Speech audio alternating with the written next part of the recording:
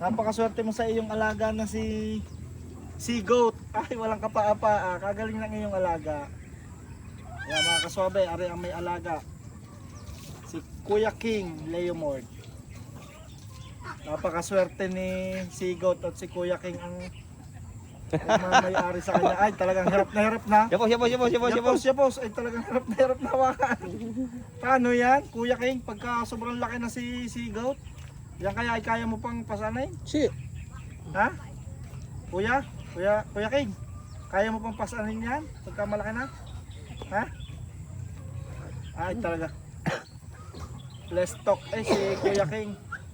Speechless. Talagang masaya si Kuya King.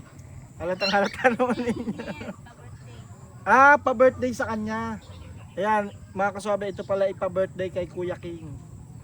Yung Inahin niya. Yung inahin na, no? Yung mama ni Sigo. Tapos nanganak ngayon yung inahin, ito ang lumabas si Goat, mga kaswabe. Yeah.